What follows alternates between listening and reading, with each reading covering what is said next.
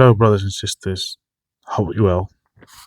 Do you remember the individuals that carry out an attack in France near a theater, which cost the lives of many people? Also, do you remember the individuals that carry out the attack in the USA, in the Twin Towers, that took away the lives of many people? Do you remember the organizations that conducted many other crimes around Europe that cost the life of many citizens from European countries? Well, so now these people, a coalition of many groups, okay, that they all merge into one, basically, or they divide it and they create a new groups. Some of these individuals, they were part of these T group, which I'm not going to mention, which conducted the attack in the Twin Towers. Then they got divided and they created a new group. One of these individuals now, he's basically the president of Syria. And together with his group of individuals, T's, that have been committing many crimes all over the world. These guys are now in control of Syria. And they're trying to convince the world somehow that everything they've done before, it was because they're trying to give freedom to the people of Syria. So today, we have a really, really bad situation in Syria. As I did explain in previous videos, there was some kind of rebellion or whatever in the coastal regions of the country because the new regime was being very, very oppressive. And they were unaliving hundreds of individuals that did not align with their religious view or with the political views. Some of the victims were Sunni Muslims, Shia Muslims, and Alawites, which is a branch of Shia Muslims. You also have Christians, other minorities as well, that have been the victims of these individuals. Well, look at this. So you can see the European Union, instead of supporting the victims in a public communique, instead of, think about the people that lost their life in such a horrific manner. I'll show you the videos on Telegram. No one wants to see these videos. Okay?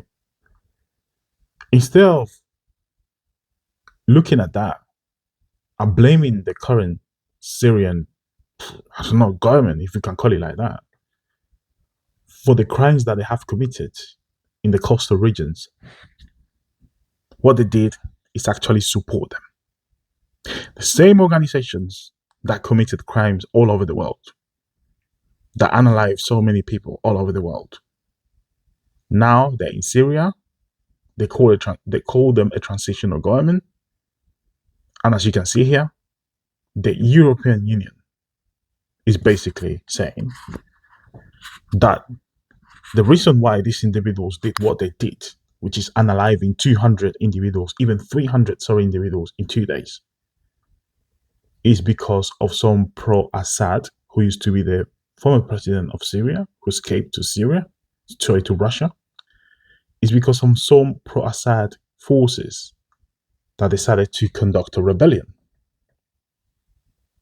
So you can see here the logic in the European Union makes no sense whatsoever. It never makes sense. So we should not expect them to make sense in African affairs, because they support the ones that are actually committing the crimes, the oppressors, as we know. But this article represents really well the approach to the problems that happen outside of the countries, and how somehow when you have a government which is led by individuals that used to belong to these kind of groups, that doesn't benefit Syria. And if these people came to help the people of Syria, why are they unaliving them? Many of the civilians, they were not part of this rebellion. They were in the houses, and they went inside the houses, and they unalived entire families, including children, elderly, every single one. They took people out on the street, forced them to lean on the floor, unalived them, hundreds of them. Instead of going after the groups, the Pro-Assad groups, what they did is they went after the civilians. Which government deals with the local people like this? I mean, historically, we know the US did that, okay? Let's forget about that. Let's talk about current terms. Which government goes after the native population or the minorities and unalive them? This is a G crime. And instead of looking at it and criticizing it and doing something actually to stop it, like imposing sanctions or on Turkey, for example, or Turkey, who is actively supporting these rebels, they decided to put the blame on the pro-Assad forces. That justifies everything, basically. That actually says that these individuals that lost their life in Syria, they do not exist. That's it. We just clean the whole crimes of these individuals, whitewash their crimes again by saying that no, it's actually the pro-Assad forces, without even going deep into what actually happened, because they have that information. If I have it, they have it. But this is a good example for all those African countries that actually believe that a solution could come from Western countries. Just to show you the point of view, the politicians, not the people necessarily, but the politicians. So have a look at our Telegram channel, because we share quite a lot of information there regarding the situation in Syria, and also regarding the latest decision to blame these pro-Assad forces for everything that happened in Syria. Although the perpetrators were not the pro-Assad forces, the perpetrators of the biggest crime, which is the unaliving of innocent civilians, including children, was the actual transitional government in Syria. I hope you like this video. As always, I'll continue informing you.